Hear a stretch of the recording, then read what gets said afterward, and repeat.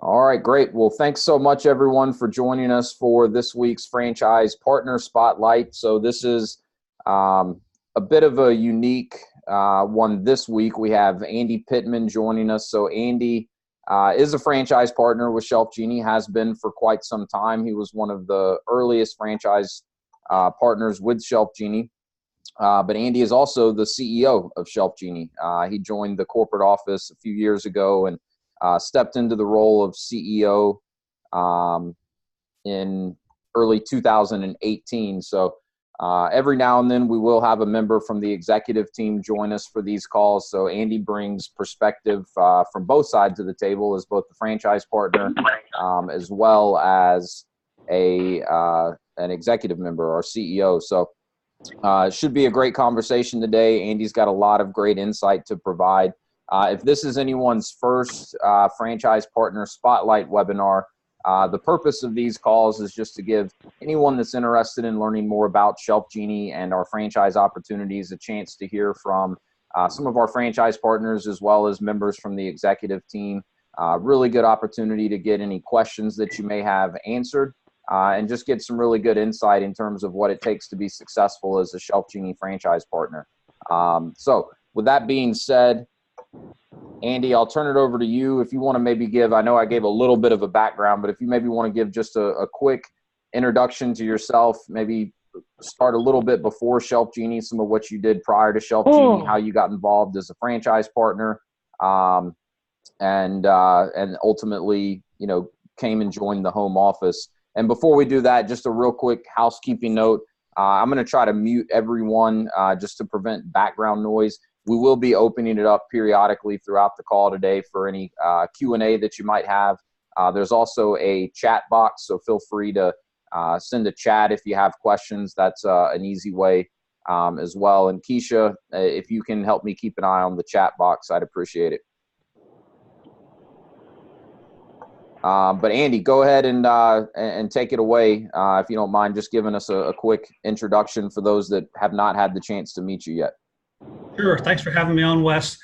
So just a brief history about me. I've pretty much been self-employed my whole life, a number of different things.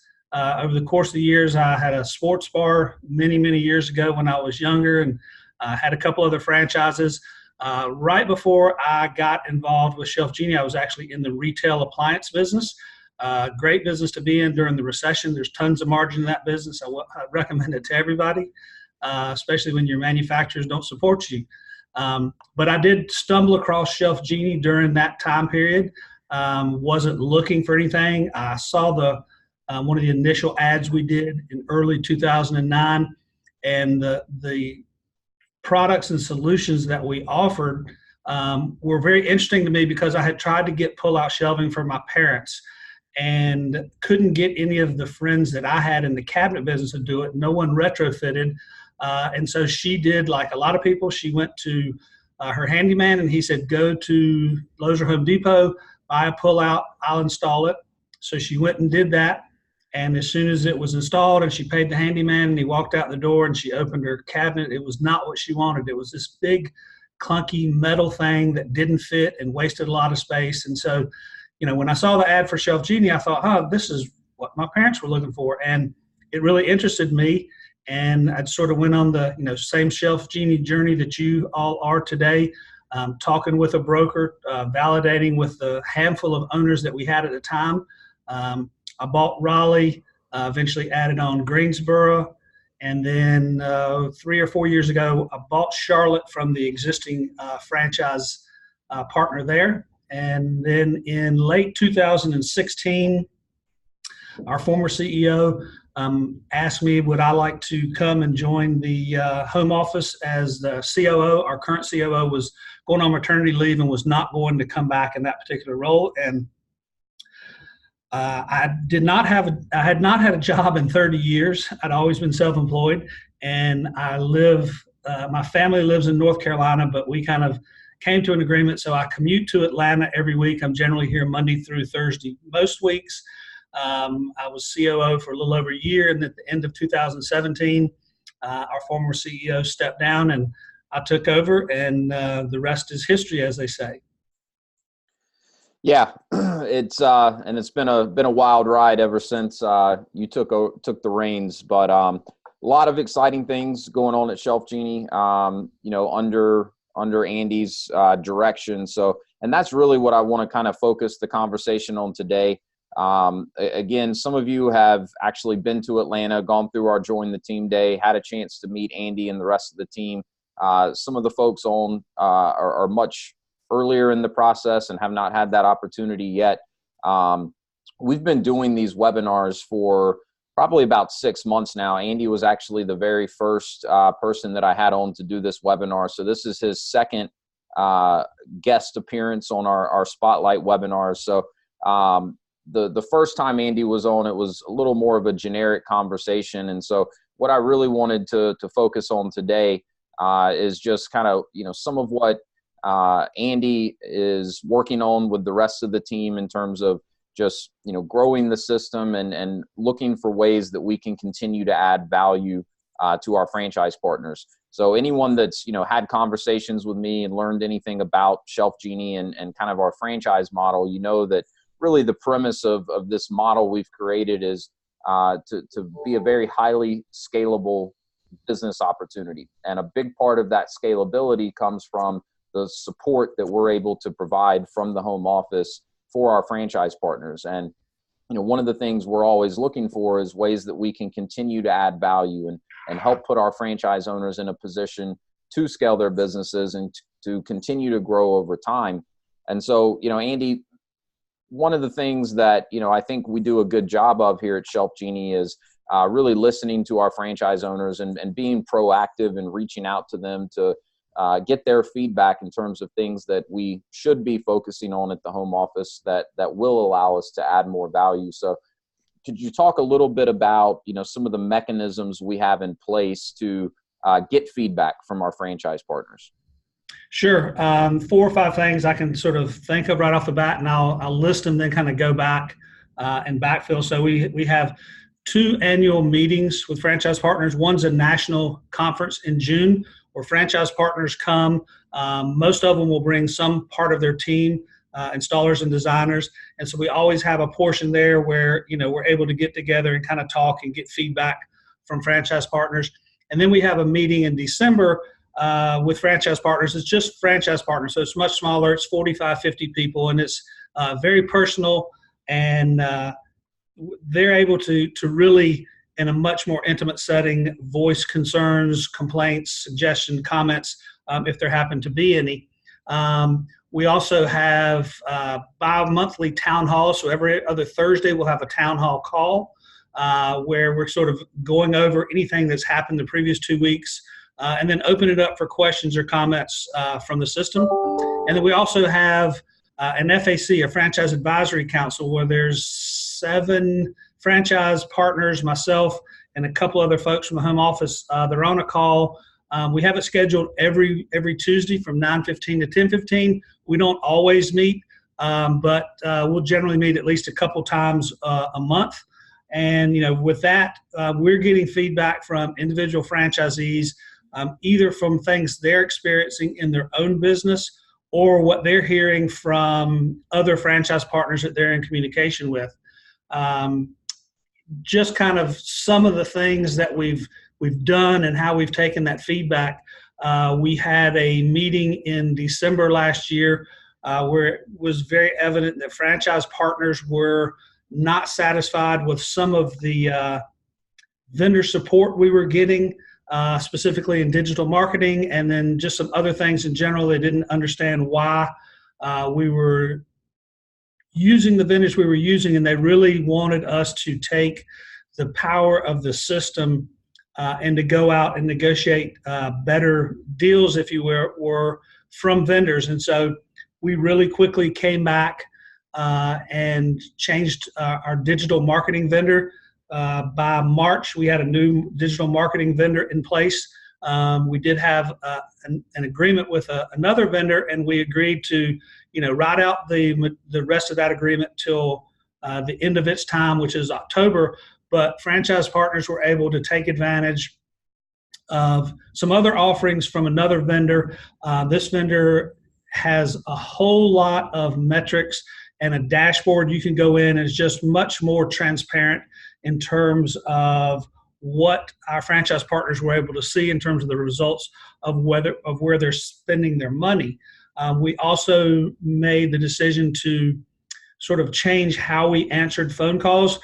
Previously we had, or currently we have, what we call a business support center. We answer phones, we book appointments, and it was designed to provide tier 1, tier 2 level support for franchise partners, installers, and designers. And over the course of the last few years, the support for franchise partners and designers had kind of dissipated a little. It wasn't as good as it had been previously. So we determined that we would also change that, and we went out and we found a true call center. Their job is to answer phones and book appointments. They don't provide support. We hired some internal people and formed a team that would provide the same support we used to have, but hopefully on a much better level. And one of the things we were able to do was, with the new call center, it's enabled us to charge significantly less for our calls and our appointments being booked. It's probably a 25 to 30% discount across the board to franchise partners. But as much as that, we're upping our call center hours by 50% just because they have longer. This new company has longer hours, and so that transition is in the process and will be completed in October too. So that's just, a couple of different things there that we do in terms of, getting feedback from clients and then how we react to that feedback. Yeah, I think it's important, with any growing franchise organization, that you really are listening to the franchise owners and looking for ways, as the franchisor, that you can really help, because the way franchising works, it's truly a partnership. And in order for it to be successful, or in order for the franchisor, in this case, ShelfGenie, to be successful, our franchisees have to be successful. And so I think, looking for ways that we can leverage the buying power of a system the size of ours is key. And I also think that, really having good mechanisms in place for good open communication and making sure that our franchise partners feel comfortable to give us feedback. And in some cases, even criticism, when they feel they're not getting the type of support that they need. So appreciate you speaking to that. What are some other things that, we've either recently implemented or, have in the works that would kind of go along with, supporting the franchise partners? So you talked a little bit about some of the changes we made in terms of digital marketing and the call center. What are some other, kind of newer things that we've put in place or are in the process of doing?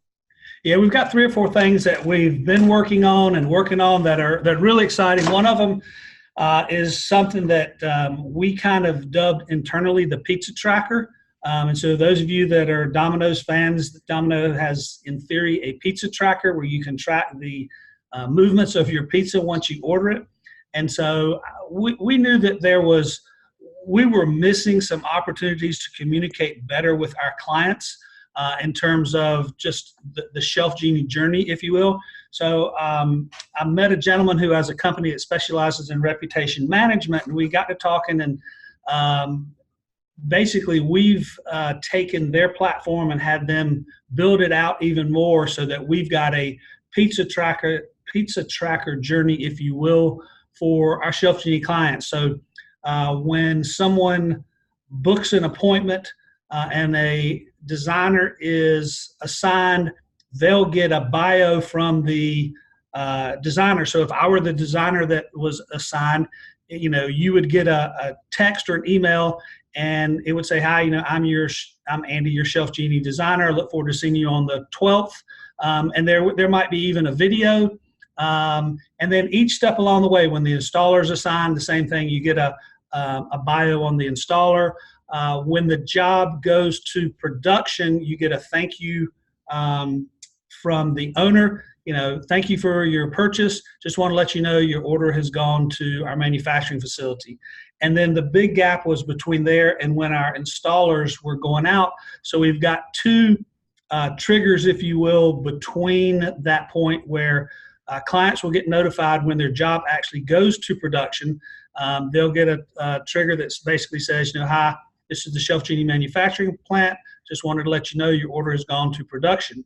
And then when it's shipped, 2 days after it ships, they will get a message that says, your order has been shipped. You should expect to see it in 1 to 2 weeks. Your installer will be calling. And then, one of the things that I think is even more important than all that is we've added in a review process at the end that's very easy. We already have what's called an NPS review, and some of you may know what that is, Net Promoter Score. Net Promoter Scores are great for businesses to talk about amongst themselves. We have one of the highest scores in the industry, in any business. Ours is over 80%.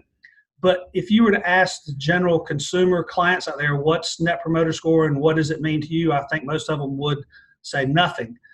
So with this pizza tracker, it will, once the installer has clicked the job as installed, it will if it's during the day between 8 and 6, it will send a text or email right away.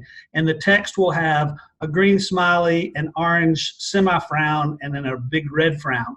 And if it's orange or red, when the client responds, then the franchise partner and the home office will automatically get that message immediately. And hopefully the franchise partner in that area can respond and take care of it really quickly before it becomes an issue.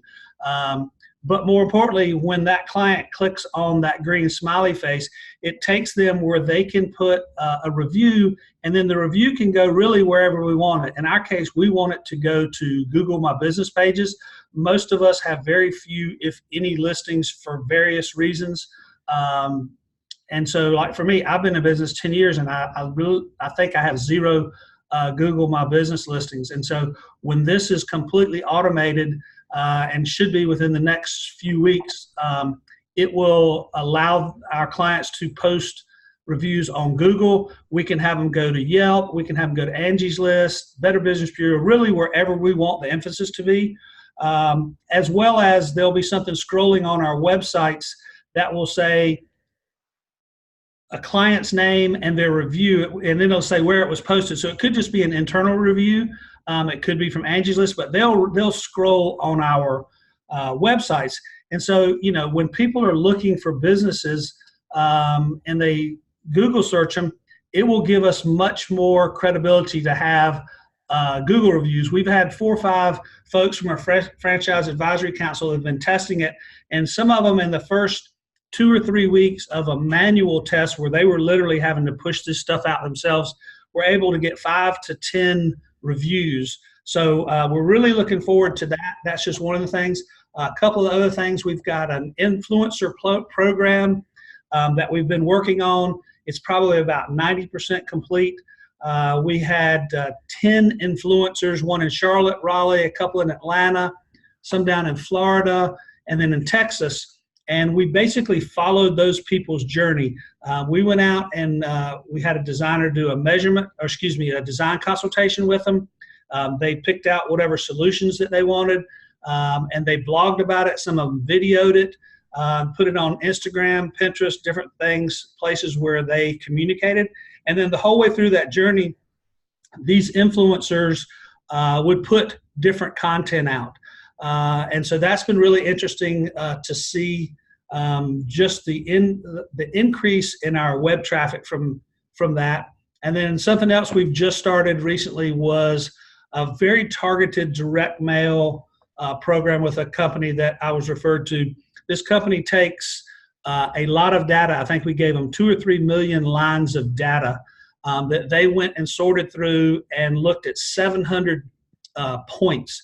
And then based on that, they targeted potential clients in our individual markets. And they had the clients divided into 5 categories. And most franchise partners had a year's worth of clients in the highest category of people that were most likely to be our clients. And so, most of us, I don't think anybody's, did a year's mailing in a month, but most of us chose to tested out for 5 or 6 months where we're sending these targeted postcards, and they've started going out in mid-July.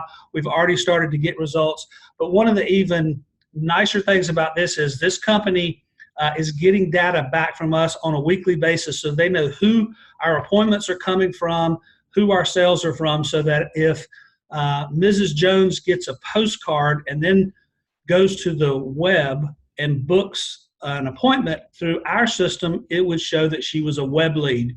With us transferring data back and forth to this company, they're able to say Mrs. Jones got a postcard on or about the 10th of August. And, you can make some assumptions that if Mrs. Jones got a postcard on the 10th and the 11th, 12th, or 13th or 14th, she booked an appointment, is a fairly good possibility that the initial spark came from the postcard. So we're able just to get a little better information in terms of attribution, in terms of where our leads are coming from. So those are just a couple of things. We're always looking for new things to test on. Some of them we don't ever tell anybody about because they don't work. Some of them we take and we do on a larger scale.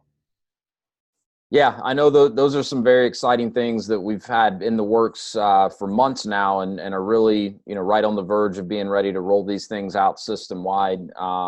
And with the targeted direct mailing that Andy's talking about, to me, what's most exciting about it is, with us providing this data and this feedback to the company, over time, they'll be able to really leverage that data to target more specifically people with these mailings that they know are more likely to actually become clients, because they can, take the data associated with people that have taken action and booked appointments and ultimately ended up, buying ShelfGenie solutions, and then kind of mirror that and make sure that we're spending our marketing dollars as effectively as possible and putting our ads in front of people that are more likely to end up becoming clients. And I'll just, from my wife and I's franchise, give a quick plug.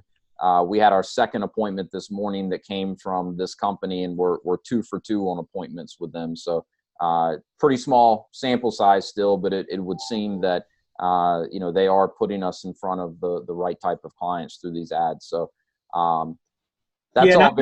I'll just add just a couple more things, Wes. One of the other things we've done is I was able to connect with an individual, and I guess in March or April, we started a national paper leads program with a company that does newspaper advertising, and we give them 20 or 30 different ads, and they go to their newspapers and periodicals across the country, and there's probably between 1,500 and 2,000. And we tell them this is what we're willing to pay for a lead, and a lead's basically any new call, non-advertiser, over 2 minutes long. And these newspapers have the option to opt in if they want to use our ad. They can use it once just to fill in some space, or larger newspapers can use it over and over. And we're probably averaging 40 to 50 appointments a month, which is new, and we're always looking for ways to increase our franchise partners' appointment count. But the other thing, all three of the other companies I discussed, Pulse M, our pizza tracker company, Deliver Media, our postcard company, and our new call center, as well as our digital marketing, they all provide dashboards for what they're doing specifically. So I'll use the new call center, for instance. You will be able to, as a franchise partner, to go in and to listen to every call that comes in on behalf of your franchise. Now, I asked them why would they want to do that. I thought they were crazy, but they said, it's how we get better. If we're getting reviews from your franchise partners that saying we're doing it all wrong and you need to do this, this, and this, then it enables them to be transparent and continue to do better. So I think it'll be really insightful for people to be able to listen to calls occasionally if they want, as well as make comments, and really just understand, again, how that journey goes for our clients. Yeah, those are great points. And I think the transparency and just having access to good analytics and metrics, so, franchise partners can really get a good sense of, ultimately what type of an ROI they're getting from the investments they're making, and the variety of marketing and advertising that they're doing. And that brings up a really good point. And I'm going to open it up for questions here in just a minute. But and this wasn't on the outline I sent you, Andy, so sorry if I'm throwing you a curveball. But, there's a lot of, I think, exciting things that we're doing, leveraging new technology in an effort to generate more leads and more qualified appointments, but also to create a better client experience. As you kind of look back over your 10 years of being a franchise owner, how have you seen the business shift in terms of, how do we get in front of the right type of clientele? And I guess maybe talk a little bit about that. And then, how do you see us, moving forward from there? Yes, I would say, there's definitely been a shift over 10 years.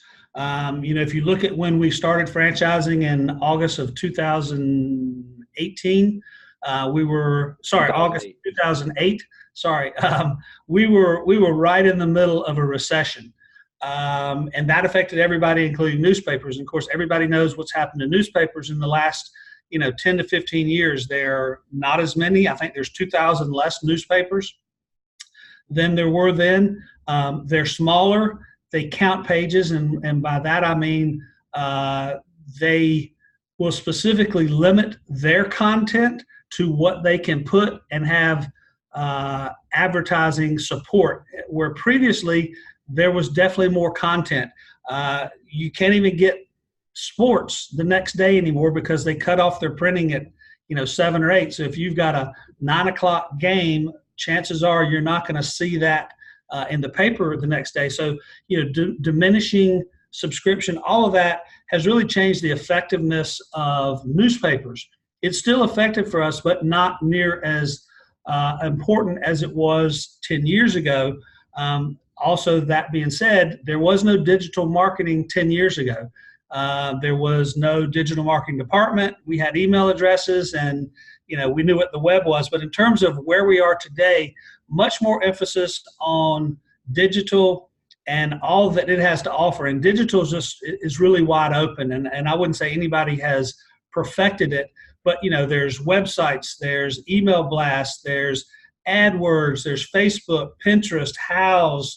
I mean, I can go on in different areas that there are out there. And one of the frustrating things for us is we provide a lot of data, and we've always felt like we were good at tracking where our appointments and our clients were coming from. And we use a lot of trackable phone numbers so that when the phone rings, we can say that this came from, the Atlanta Journal-Constitution or Valpak or Money Mailer. Well, over the course of 10 years, I think a very large portion of the world, not just America, but the world, you get a postcard or, something for a company that you don't know about. You don't pick up the phone and call them. You probably go to the internet and Google them. And so we rely on what we call last click attribution. So it skews the way our advertising performs. And by what I mean is we could have a ton of people responding to a Valpak, a Money Mail, or even a newspaper, but we don't know it because they're getting that ad and going to the internet, or going to the web, and maybe coming in through our website or coming through AdWords. And so you really have to have a very broad, comprehensive ad campaign to make sure that you're really getting a shotgun effect on your money. So you've got to watch, where you're spending, how you're spending it, to make sure you're reaching enough clients to get you the number of appointments. I mean, I'm sure Wes has probably talked with a lot of you about, the marketing requirements, and our business does rely heavily on paid marketing. So it's definitely changed a lot. Always a work in progress when it comes to advertising. Yeah, for sure. I mean, it's an ever-changing landscape, especially in this day and age. And, I think it is, exciting when you think about all of the different vehicles available to market a business through digital marketing. So I think we have done a good job there. We've got, great support in place to help our franchise partners not only develop, but also implement a digital marketing strategy, but also, as you mentioned, Andy, a much more comprehensive strategy than that, because what we're dealing with here is really not an impulse buy. We know that a lot of times it takes multiple touch points, for a client or a prospective client to finally, take some sort of action and reach out to us to get more information, or to, book an appointment for a designer to come out. And I really like the way we are, leveraging different types of technology to, do as good of a job as possible at, attributing leads appropriately, and making sure that we are, spending our money as effectively as possible when it comes to marketing and advertising. So I know one question that I get pretty frequently, because every one of our franchise partners and everyone that I work with comes from different backgrounds. Some may have experience in marketing. Many, have never really had any experience in marketing and advertising. So, we have a pretty robust support system in place to really, work with our franchise owners, help them develop as well as implement and execute a marketing strategy. And, I think some of the changes that you alluded to earlier, Andy, that we've been making, were really needed for all the reasons that you mentioned, but also because I think, for a period of time, we were using more of a one-size-fits-all approach to marketing and advertising. And that just wasn't as effective as it could be and should be. And so now I think our marketing teams do a very good job of working with each franchise partner individually, really helping them, analyze their respective market and then customize a marketing and advertising strategy specific to that market. So I think that's another, big improvement that we're already seeing and will continue to see through some of these changes and new things that we're implementing. So I appreciate you speaking to all that. There's a lot of good information there. So I'm going to unmute everyone and see if there's any questions that maybe Andy's dialogue sparked here. And it doesn't have to be related to anything that we just talked about. If there's any questions in general that anyone on the call has for Andy, this is a great time to pick his brain. So I believe I have everyone unmuted here. So if anyone does have specific questions, feel free to go ahead. I have a quick question. I don't know if you can answer this or not, but for every dollar that you invest in advertising, how much revenue do you expect to receive back? Well, that's the $64,000 question. If I knew that, I would know exactly where to advertise, and I would probably just live in Vegas. Right. I can tell you that, break even is roughly an ROI of about 2.75. We just basically rounded up to 3. So the more campaigns you have that are above 3 and much higher than 3, the better off you are. Now, that being said, there's a couple other things to keep in mind here. I'm probably the king of a 0 ROI because I've been willing to test and do so much across the board, because if somebody comes to me with something I haven't done before, unless I just know it's something I've done 3 or 4 times and doesn't work, I'm generally willing to test. I'll test for 3 to 4 months, and these folks will come with 1, 2, 3 year agreements, and I'm never going to sign that without a 60-day out, because you just don't know what is going to, if it's new, spark someone's interest because they haven't seen it before, or it's the same information presented in a different format. But that being said, if you've got a very high ROI, then chances are you probably need to spend more money and create more opportunities. So you'd be better if you have a 6, 7, or 8 ROI. You'd probably be better to spend some of that money, create more opportunities, have more sales, and take a lower ROI. You'll make more money. The ROI will be a little bit less, but you probably make more money. So I can't answer your question exactly, other than the more 3 and aboves you have, the better you are.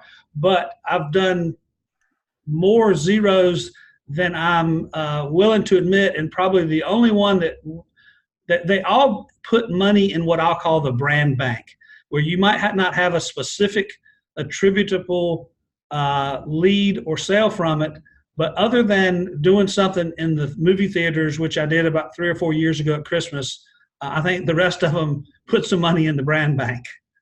Mm-hmm, mm-hmm. Yeah, the movie theaters were a bust. So if anyone's considering that, we can go ahead and save you some time and money with that one. So that's a good point, Andy, when you're looking at ROI, because I think while, it is very important to have as good of a sense as possible as to, which of your different marketing vehicles are performing well. As we just talked about, we know it's a very comprehensive multi-touch point strategy, that ultimately is going to lead to more clients and more sales. So if you get too hung up on, well, this particular marketing vehicle doesn't seem to have as good of an ROI as I would like, sometimes you can, make mistakes and pull advertising dollars from something that really would be advantageous for you to continue to keep investing in. So really it's primarily about looking at the bottom line ROI number, because, with the example of Valpak or a direct mail, as Andy mentioned, a lot of times, especially this day and age, someone gets a mailer.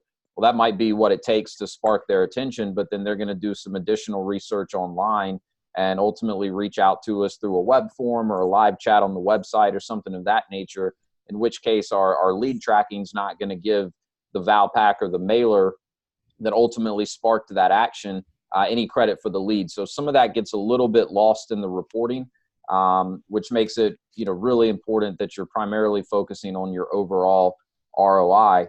The other big variable here when we're talking about ROI is that, your marketing strategy is really only the first half of that equation, right? You could have the most effective marketing strategy in the world, but if you don't have designers on your team that can go and capitalize on the opportunities that are being created through your marketing, then that's going to have an impact on the ROI. Right. So without a strong team in place, the ROI is really going to suffer, even if your marketing strategy is performing very, very well. So that's why it is difficult to, talk too specifically about what type of an ROI you should expect. But definitely the goal, is 3 or above for most franchise owners. I know in my business, I'm shooting for a 5+ ROI for sure. And the higher, the better, of course. Tommy, if you ever figure out what that number is, yes, you and I are going to Vegas and you're my man. All right. Yeah, I was just curious what your goal was. I know it's probably a little bit different for each franchisee. Yeah. I just wanted to, have something to kind of to start off with. Yeah, so mine has always been 6 or above, and I would say for probably 80% of my time in business with ShelfGenie, I've been at that. Mine's relatively aggressive. Okay. And part of that, and I'm looking, when I say 6 or above, that's overall, because I do a lot of stuff that's a 0, but I also do a lot of shows, and so for shows, my cost of acquisition is low, and we generally do well with shows, which enables me, to get a higher ROI, and the same really for newspapers. We have a pretty good ROI on newspapers. It's not unusual for my ROI on a newspaper to be 10 or 15. Home shows are 6 to 10. So, if you're getting a lot of your leads from a particular source and you've got a higher ROI there because, your team performs at a high level, you can take some hits on some other things that are marginal. Okay. Makes sense. Yeah, it's a great question, Tommy. Very good question. Anything else, Tommy, or anyone else on the call? Any other questions for Andy?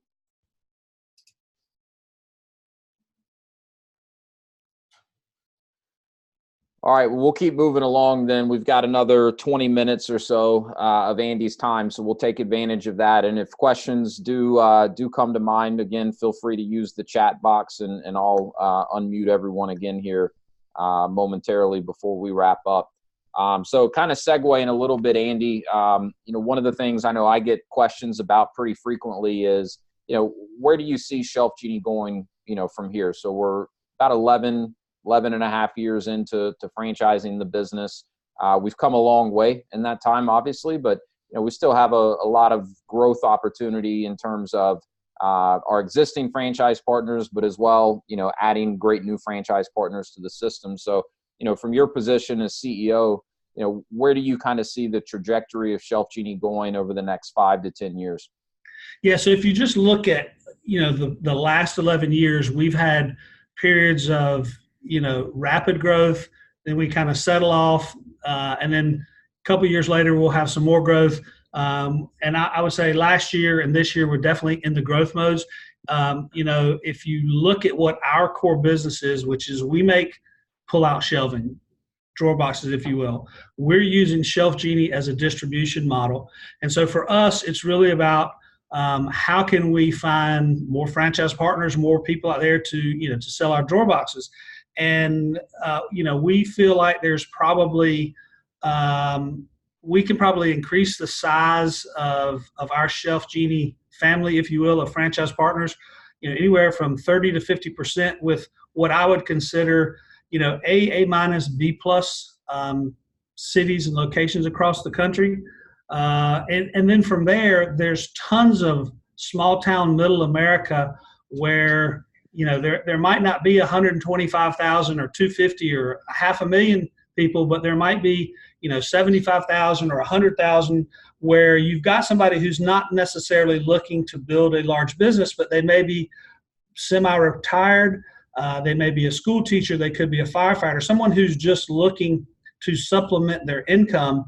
And if they could, invest in ShelfGenie and, supplement their income by, whatever they need, there's tons of that. That opportunity is, really limitless out there. So there's tons that we can do. I think Wes has job security right now because we've got a lot of areas that we can still move into across the country. And then just in terms of, what are we selling? There's lots of other products and solutions that we could relatively easily implement to the ShelfGenie package or offering of solutions. I'll have to get you, Wes, the Charlie was franchisee number 1 in Nashville, Tennessee, and 2, 3, actually probably 4 or 5 years ago, we did a new product summit in Las Vegas. And Charlie, and we sort of broke into teams, and Charlie's very animated. He did an imagine what, and it was like, imagine that you walk through your door and right here is X, and I'm not going to say all these products because I don't want to make promises, but he generally walked through the house and all the different solutions that we could offer, either that we already offer or that would really easily dovetail into what we do. So, so far we've stayed, primarily in drawer boxes, and we venture outside that a little bit. We have some people that do a little bit in terms of closets because it's very, easy. We're doing pantry closets, and so it's very easy, to go in and do someone's clothing closets or linen closets, things like that. We're definitely not, in the closet business right now, and I wouldn't consider us a closet company. We can do it. It's certainly not what we specialize in, and what we would do in terms of cost would be a lot more than what a closet company would do because they're using melamine and we're using wood. But right. There's a lot of different things out there that we could go into that would add value, to our, they'd be a benefit to our client. They would be a benefit to our franchise partners. They'd make it easier for Wes to sell more franchises. So, definitely things out there on the horizon that we could do.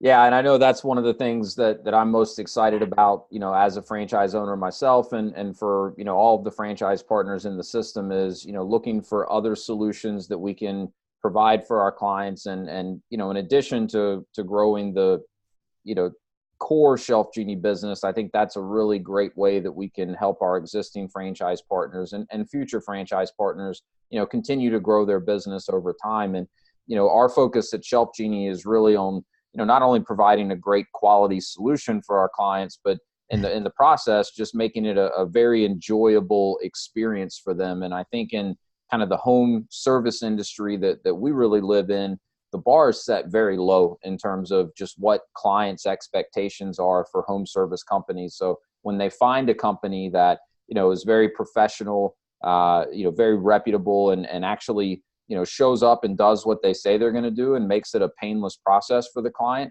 that really establishes a lot of trust with that client. And, the more solutions we have to offer, I think many of our clients would, be very excited to have the opportunity to work with us in other areas of the home. So that's very exciting.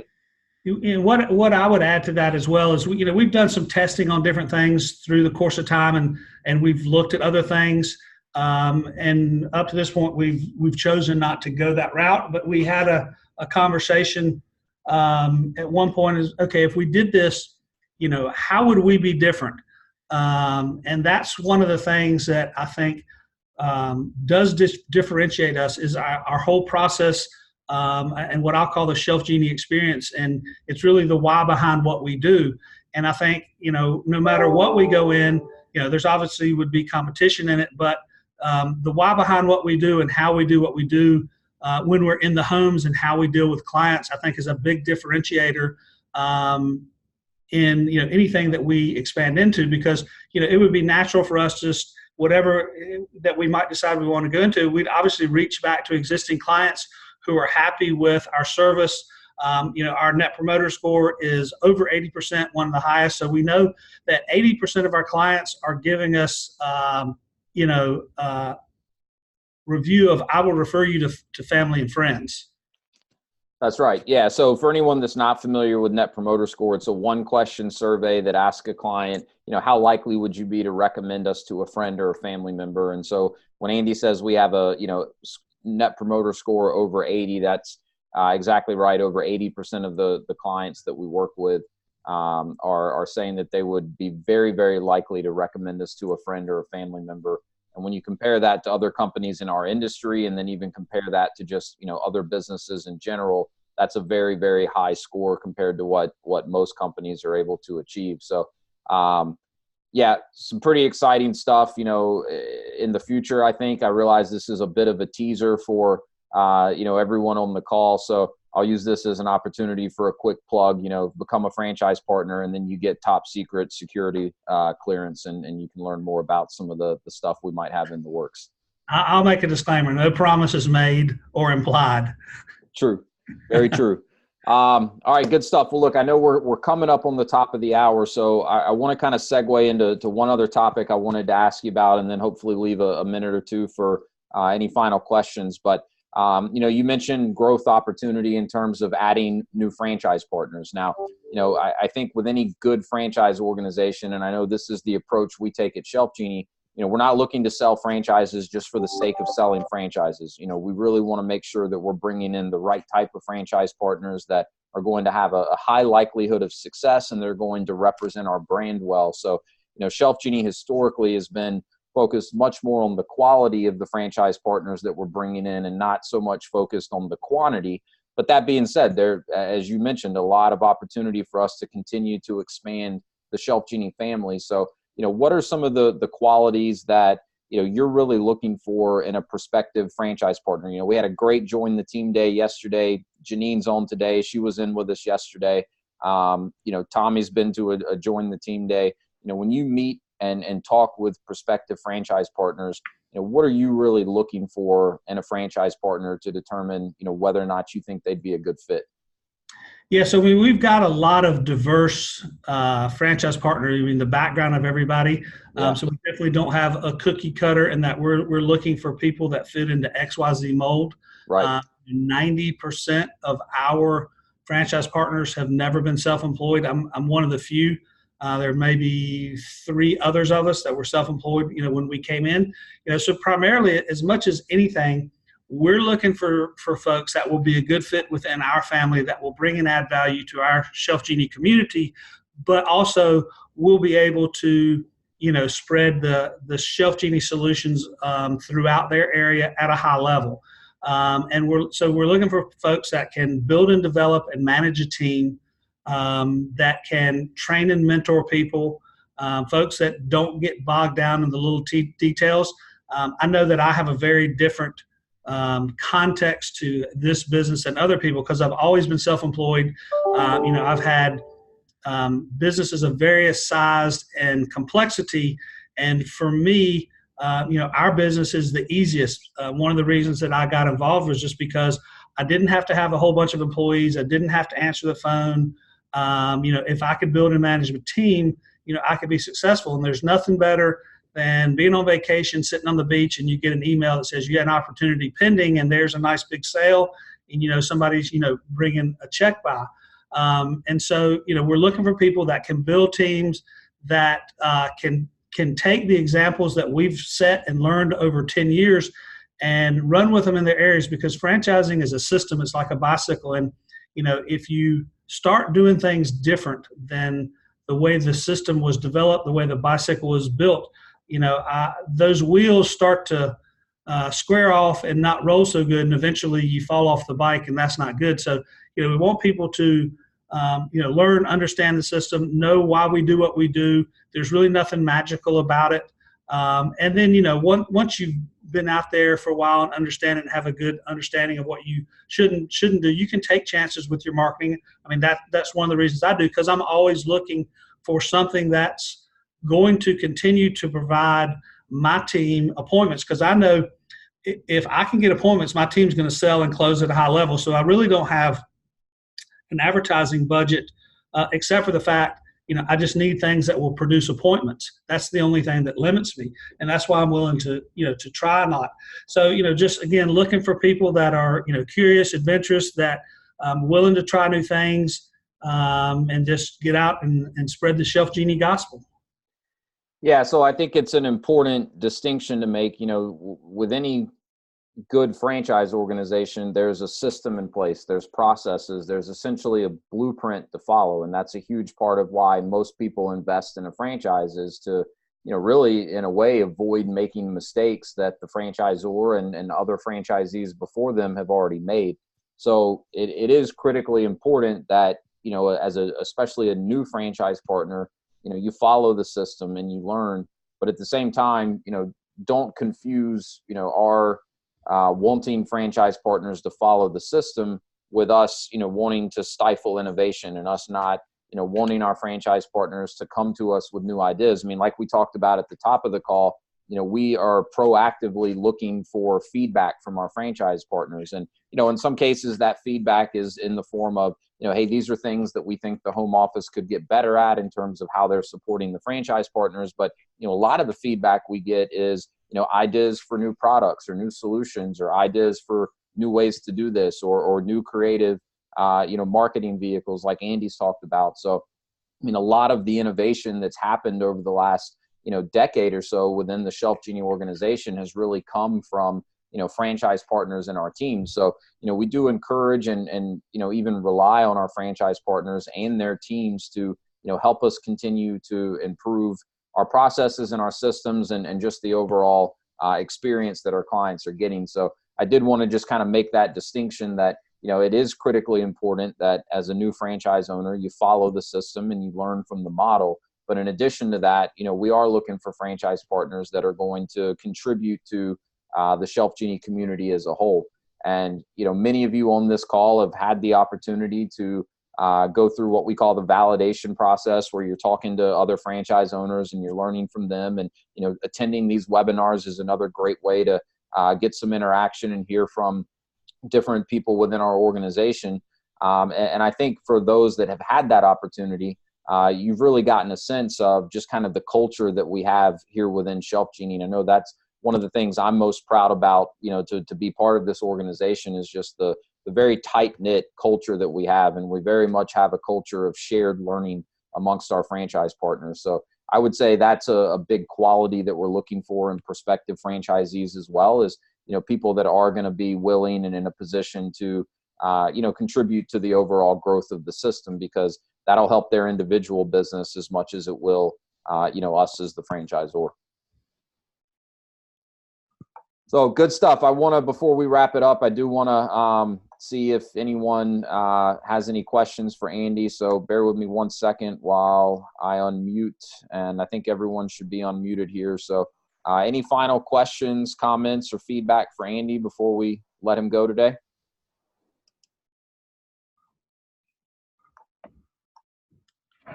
Shy group today. Wow, y'all make it easy.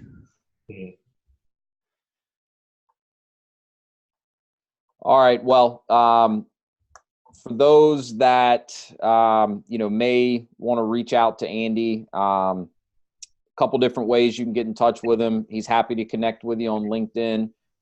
His email address here, apittman@shelfgenie.com. Andy also contributes at least once a month to the blog that we have on ShelfGenie.com. So, check out some of his articles there. Always very insightful and really just some best practices and tips that he's learned over the years. So those are a few ways to connect with Andy. I know he's happy to talk with anyone that may have more questions. And then, of course, you all know how to get in touch with me.